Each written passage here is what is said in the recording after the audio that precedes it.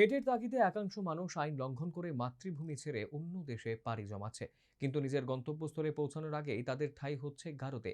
এমন ঘটনা প্রতিনিয়ত ঘটে চলেছে। রবিবার আমবাসা রেল পুলিশের হাতে আটক ৩ বাংলাদেশি সহ এক ভারতীয় নাগরিক। এই ঘটনায় মানব পাচার, সেই সাথে সীমান্ত সুরক্ষা নিয়ে উঠছে অবিরত প্রশ্ন। রাজ্যের সীমান্তবর্তী এলাকা সোনামুড়া দিয়ে বাংলাদেশ থেকে ভারতে প্রবেশ করে ৩ জন বাংলাদেশি। তাদের মধ্যে 2 জন যুবক এবং 1 জন যুবতী। তারা হলো সুদীপ জলদাস, নিমা দাস। পুলিশের তদন্তে বেরিয়ে এসেছে তারা 2 জন ভাই বোন। তাদের বাড়ি নোয়াখালী জেলার রাজারহুলা গ্রামে।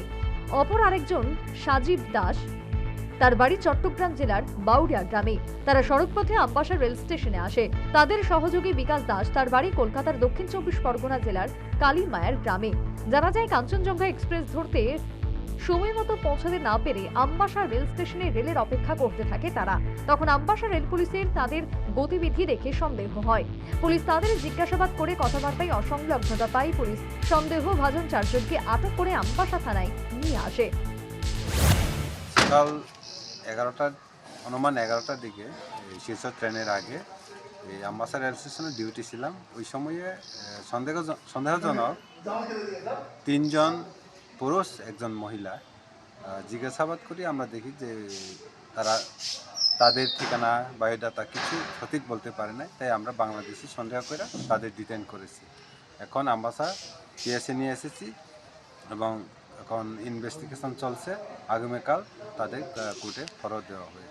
এই 3 জনের মধ্যে 1 জন মহিলা সহ এই বাংলাদেশি, 1 জন কলকাতার অ্যাড্রেসে পাওয়া গেছে। নামটি স্যার? নাম হলো সজীব দাস বাংলাদেশের, সুদীপ চন্দ্র জল দাস বাংলাদেশি,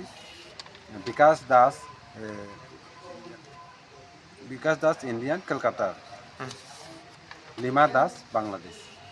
এই 4 জন। বর্তমানে ধৃত 4 জন আমবাসা থানায় রয়েছে।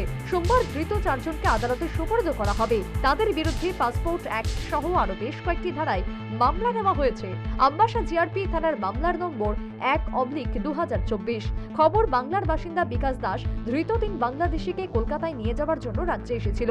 আর এতেই মানব পাচারের বিষয়ে আশঙ্কা করছে একাংশ মহল। তবে ধৃত 3 বাংলাদেশির বক্তব্য, দেশে কাজ নেই, পেটের তাগিদে ভারতে আসতে বাধ্য হয়েছে তারা। এদিকে এই ঘটনায় সীমান্ত সুরক্ষা নিয়ে আরো একবার প্রশ্ন উঠতে শুরু করেছে। প্রসঙ্গত উল্লেখ্য, রাজ্যে ভারত বাংলাদেশ সীমান্ত রক্ষার দায়িত্বে রয়েছে বিএসএফ। এছাড়া সোনামুড়া থেকে পুলিশ সহ অন্যান্য নিরাপত্তা বাহিনীর চোখে ধুলো দিয়ে আমবাসায় 3 বাংলাদেশি সহ 4 জন কিভাবে এলো, এই নিয়েও সচেতন মহলে উঠেছে একাধিক প্রশ্ন। ব্যুরো রিপোর্ট, নিউজ ভান্ডার।